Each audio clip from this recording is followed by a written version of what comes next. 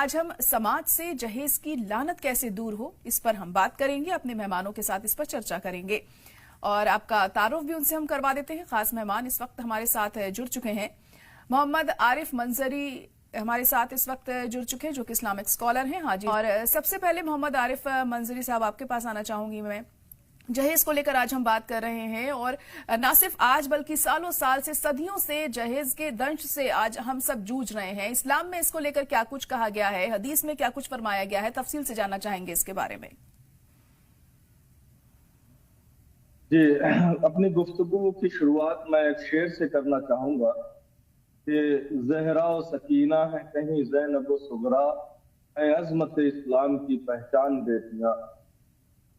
इस्लाम ने औरत को जो शान, मकाम, इज्जत अता की है, उसकी मिसाल दूसरे मजहब या तहजीब में नहीं मिलती। कुरान पाक में अल्लाह ताला इरशाद फरमाता है, यहबु लिमन यशाउ इनाकुम व यहबु लिमन यशाउ अज़्ज़ुकूर, यानी अल्लाह जिसे चाहता है बेटियां अता करता है, जिसे चाहता है बेटे देता है। जी। ये आयत वाज़ेह ऐलान है कि बेटी भी अल्लाह की अता है और बेटा भी, दोनों पर बराबर खुशी और शुक्र वाजिब है। लेकिन अफसोस कि जहेज ने इस रहमत को जहमत बना डाला। अल्लाह के नबी सरकार मदीना सल्लल्लाहु अलैहि वसल्लम ने इरशाद फरमाया, मन आला सलासा बनातिन फअद्दबहुन्ना व ज़व्वजहुन्ना व अहसना इलैहिन्ना फलहुल जन्नह, यानी जिसने 3 बेटियों की परवरिश की, उनकी तालीम और तरबियत की, उनका निकाह किया और उनके साथ उसने सलूक किया, उसके लिए जन्नत है। इस हदीस पाक में 3 का जिक्र है। बाकी आपसे सवाल किया गया, या रसूलल्लाह अगर 2 बेटी हो तो सरकार ने कहा 2 बेटी, कहा 1 बेटी हो तो सरकार ने फरमाया अगर 1 बेटी हो और उसके साथ ये उसने सलूक हो तो उसके लिए भी जन्नत है। मगर आज के मुआशरे ने इस बशारत जन्नत को नजरअंदाज करके जहेज की लानत से अपनी जिंदगी को जहन्नम का नमूना बना लिया है। यहाँ तक कि बेटी की पैदाइश पर खुशी के बजाय कर्ज और समाजी दबाव का खौफ तारी हो जाता है। नबी करीम सल्लल्लाहु अलैहि वसल्लम ने अपनी सीरत तैयबा से साबित किया कि निकाह को सादा और बाबरकत बनाना ही हकीकी इस्लाम है। सैयदा फातिमा ज़हरा का निकाह हजरत मौला अली से इंतहाई सादगी में हुआ और जहेज के नाम पर कोई भी नुमूद नुमाइश न थी, बल्कि आका अलैहिस्सलातु वस्सलाम ने इरशाद फरमाया, इन्न आज़मन निकाही बरकतन ऐसरहु मऊनतन, सबसे बरकत निकाह वो है जो कम खर्च वाला हो। इसके बावजूद आज मुसलमान मुआशरा अपने नबी करीम सल्लल्लाहु अलैहि वसल्लम की तालीमात को पसे पुष्ट डालकर रस्म और रिवाज का गुलाम बन चुका है। लड़के वाले अपनी मांगों की फहरिस्त थमा देते हैं, मगर बेटी के वालिदैन की इज्जत और गुर्बत को नहीं देखते। वो फ्रिज और सोने के जेवरात को देखते हैं, मगर टूटे हुए दरो दीवार और कर्ज में डूबे माँ बाप की आहें नहीं देखते।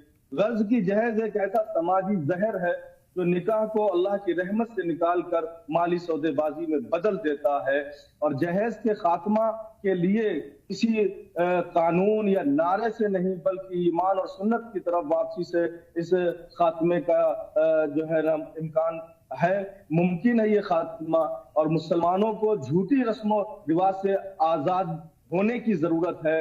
शायर ने कहा था, देखा है मैंने उम्मत मुस्लिम का हाल ये, तकलीद के अंधेरे में खो गए उजाले हैं। यानी वो दीन जो रस्म रिवाज की तारीकी को तोड़ने आया था, खुद उन्हीं जंजीरों में जकड़ दिया गया। इस्लाम ने बेटी को विरासत में हिस्सा देकर उसका माशी हक यकीनी बनाया, मगर हमने उसके बजाय शादी के मौके पर दिखावे के सामान को मेयार बना दिया। कुरान करीम में साफ इरशाद है, वातुन निसा सदुकातिहिन्ना निहला, यानी औरतों को उनके महर खुश दिली से अदा करो। ये आयत करीमा इस हकीकत को जाहिर करती है कि इस्लाम में लड़की के हक का देना लाजिम है, ना कि लेना।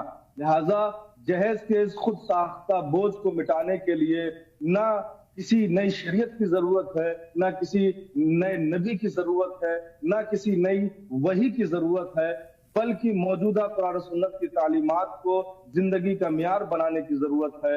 माशरे के हर फर्द को यह अहद करना होगा कि हम निकाह को अल्लाह की इताअत, दीनदारी और हुस्न अखलाक की बुनियाद पर आसान करेंगे, ना कि मालो मता की बुनियाद पर मुश्किल बनाएंगे। जब ये शऊर बेदार होगा कि बेटी दीन और रहमत लेकर आती है, कर्ज नहीं, तब ये लानत खुद ब खुद मिट जाएगी और समाज वजूद में एक ऐसा समाज आएगा जिसमें बेटी की पैदाइश पर چہرے کھل اٹھیں گے اور نکاح رب کی رضا کا ذریعہ بنے گا، نہ کہ معاشرتی بوجھ کا۔ بالکل، اور بہت اہم آپ نے بات کہی ہے کہ جو لڑکے والے ہوتے ہیں انہیں کہیں نہ کہیں اس چیز کو لے کر پہل کرنی چاہیے، اور سبھی لوگ اگر یہی سوچ رکھیں گے تو بہت ممکن ہے کہ اس چیز کو پوری طریقے سے ختم کیا جا سکے۔ محمد عارف منظری صاحب، آپ سے جاننا چاہوں گی میں یہ کہ بھلے ہی ہم بہت مذہبی ہیں، ہم اللہ کو بہت مانتے ہیں، 5 وقت کی نماز پڑھتے ہیں، لیکن اگر ہم جہیز لے رہے ہیں تو ظاہر طور پر ہم اسلام کا رول فالو نہیں کر رہے ہیں یہاں پر، اور نبی کریم نے بھی اپنی بیٹیوں کی شادی میں جہیز نہیں دیا تھا، تو ایسے میں یہ بھی ہمیں سمجھنا ہوگا اگر ہم اپنے مذہب کو فالو کر رہے ہیں تو ہمیں اس چیز کو بھی ماننا چاہیے۔ جی بالکل، اور اصل میں ہے مسئلہ یہ کہ ہم بظاہر کہتے کچھ ہیں اور کرتے کچھ ہیں، اور نفاق کی علامتیں ہمارے اندر موجود ہیں، اور شادی کا جو ایک موقع ہے، ایک لمحہ فکریہ ہے، اور ہر شخص، آپ ٹی وی چینل پہ کسی کو بھی بلا لیجئے، ہر شخص اس کو لعنت کہتا ہوا ہی نظر آئے گا، لیکن ایک دو رخی پالیسی جب تک انسان نہیں چھوڑے گا، جس کو اگر بھونڈے لفظ میں کہا جائے دوگلا پن، یہ کہ انسان کے اندر دوگلا پن ہے۔ جب لڑکی کی باری آتی ہے تو چاہے کسی بھی طبقے کا انسان ہو تو اس کے چہرے پر 12 بجتے ہوئے نظر آتے ہیں، وہ پریشان ہوتا ہے کہ کہاں سے ایک اچھا داماد ڈھونڈے گا، کہاں سے وہ جہیز کا انتظام کرے گا، اگر اس نے قرض لے لیا تو قرض کہاں سے ادا کرے گا، وہ جو ہے نا اپنی بیٹی کے دامن میں تمام خوشیاں کہاں سے ڈالے۔ تو ان تمام چیزوں پر غور و فکر کر کے الجھ کر وہ جہیز کو لعنت بھیجتا ہوا نظر آتا ہے، لیکن جب اس کے لڑکے کی باری آتی ہے تو وہیں پر جہاں 12 بج رہے ہوتے ہیں وہیں پر اس کے چہرے پر گلاب کھلنے لگتا ہے۔ اب وہی جو ہے جو لعنت بھیج رہا ہوتا ہے، اس کا نفس جو ہے اب مادیت کا جو ہے پرستار نظر آتا ہے، اب وہ جو ہے جہیز کا متمنی نظر آتا ہے۔ لہذا ایسے ماحول میں صرف اور صرف ایک ہی علاج ہو سکتا ہے کہ ہم اپنی تربیت اور تعلیم و تربیت کو جو ہے نا قرآن و حدیث کی روشنی میں جو ہے نا اپنے بچوں کی کریں، اور اپنا جو ہے دوگلا پن، اپنی دو رخی پالیسی کو ہمیں ختم کرنا ہوگا، اور جہیز کے خاتمے کے لیے کچھ بنیادی نکات ہیں جو ہمیں اپنے پیش نظر رکھنے ہوں گے۔ نمبر 1 میں بتانا چاہوں گا کہ اسلام کا جو مساوات انسانی کی جو تعلیم ہے، اس مساوات تعلیم انسانی کی تعلیم کو ہمیں سمجھنا ہوگا اور عام کرنا ہوگا، اور اس کو ہمیں پڑھنا بھی ہوگا۔ قرآن میں اللہ فرماتا ہے للرجال نصیب مما اکتسبوا وللنساء نصیب مما اکتسبنا، یعنی مرد کے لیے ان کے اعمال کا حصہ ہے اور عورتوں کے لیے ان کے اعمال کا حصہ ہے۔ اسلام نے عورت کو آزاد اور خود مختار انسان قرار دیا، لیکن جہیز کی لعنت نے عورت کی پیدائش کو بوجھ اور مالی خسارے کا سبب بنا دیا، جو اس آیت کی روح کے خلاف ہے۔ ایسے ہی ہمیں نکاح کو آسان کرنے کا جو قرآن پاک میں حکم ہے اس کو بھی نگاہ کے سامنے رکھنا ہوگا۔ ایسے ہی سنت نبوی میں جو سادگی اپنائی گئی ہے اور عورت کا اصل جو مالی حق ہے اس کو ہمیں سامنے رکھنا ہوگا۔ جہیز کو ایک ظلم اور استحصال کا ایک ذریعہ سمجھنا ہوگا۔ بیٹی کی ولادت رحمت ہے نہ کہ بوجھ ہے، اس کو ہمیں سمجھنا ہوگا۔ اسراف اور ریاکاری سے ہمیں بچنا ہوگا۔ ان تمام پوائنٹ پر اگر ہم بات کریں تو قرآن و حدیث کی روشنی میں ہماری بہت زیادہ رہنمائی کی گئی ہے۔ مثلاً اگر ہم قرآن کی روشنی میں نکاح کو آسان کرنے کا اگر ہم دیکھیں تو قرآن کہتا ہے وَأَنكِحُوا الْأَيَامَ مِنكُمْ وَالصَّالِحِينَ مِنْ عِبَادِكُمْ وَإِمَائِكُمْ إِن يَكُونُوا فُقَرَاء يُغْنِهُمُ اللَّهُ مِنْ فَضْلِهِ بالکل، اور ہم غور سے اگر قرآن شریف کو پڑھیں گے تو تمام ایسی چیزیں ہمیں پتہ چلیں گی کہ جہیز کو کس طرح سے لعنت بھیجی گئی ہے، اور نکاح کو آسان کرنے کے تمام طریقے یہاں بتائے گئے ہیں، اور صحیح طریقے سے ہم اسے اگر فالو کریں اپنی زندگی میں تبھی ہم صحیح معنوں میں اسلام کو مانیں گے۔ ٹھیک ہے، محمد عارف منظری صاحب، آپ کیا جواب دینا چاہیں گے انہیں؟ جی، سب سے پہلے وہ بہن نے اپنا مسئلہ پیش کیا تو ان سے میں کہنا چاہوں گا کہ ہر حال میں ہمیں اپنے رب سے رجوع کرنا چاہیے۔ اگر خوشحالی ہے تو اس کا شکر ادا کریں، بدحالی ہے تو ہم صبر کریں۔ اور نمازوں کی پابندی کریں، قرآن کی تلاوت کریں اور اللہ سے گڑ گڑا کر دعا کریں، رزق میں برکت کی دعا کریں. اور دعا ہے اگر معمول میں لے سکتی ہیں تو عشاء کے بعد 300 مرتبہ اگر اس کو پڑھ کر جو بھی دعا کریں گے انشاءاللہ تعالی اللہ تعالیٰ اپنے حبیب کے صدقے میں قبول فرمائے گا. یا قدیم الاحسان یحسن الینا باحسانک القدیم، یا قدیم الاحسان یحسن الینا باحسانک القدیم، اور ایاک نعبد و ایاک نستعین. یہ پڑھ کر اور اپنی جو حاجت ہے، اپنا جو مسئلہ درپیش ہے دعا کرے، اللہ تعالیٰ آپ کی پریشانیوں کو دور فرمائے. اور دوسرا سوال یہ کہ ولیمے میں عقیقہ کروا سکتے ہیں، تو بے شک یہ بہت ہی بہتر ہے اور اچھا ہے کہ بچوں کی طرف سے عقیقہ حالانکہ 7ویں دن ہو جانا چاہیے، لیکن جب بھی موقع میسر ہو، جب بھی توفیق ہو تو عقیقہ بچوں کی طرف سے کرنا چاہیے. اور اگر ولیمے میں کوئی جانور لے کر بچوں کی طرف سے عقیقہ کرنا چاہتے ہیں تو یہ بہت ہی بہتر ہے. آپ یہ ولیمہ بھی آپ کا ہو جائے گا اور ایک یہ سنت جو ہے بچوں کی طرف سے وہ بھی آپ کی ادا ہو جائے گی. بہت اچھا. بالکل، امید ہے مل گیا ہوگا جواب ان کو. یہاں پر محمد عارف منظوری صاحب، آپ کیا کہیں گے اس کو لے کر؟ جو پہلے کالر جڑے ہوئے تھے وہ دعا کی گزارش کر رہے تھے، پریشانیاں دور ہوں ان کی زندگی سے، اور ان کا یہ کہنا تھا کہ کس طریقے سے ہمیں بیٹیوں اور بہوؤں کو ایک سامان ہی سمجھنا چاہیے. جی، پہلے ہمارے جو بھائی نے کہا ہے اس کے لیے پھر میں وہی کہنا چاہوں گا کہ اللہ کی طرف رجوع کرے. اللہ ہی رزاق ہے، اللہ ہی تمام پریشانیوں کو دور فرمانے والا ہے.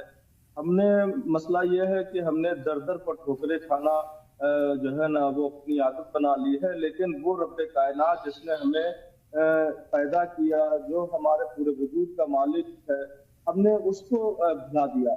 وما من دابۃ فی الارض الا علی اللہ رزقها.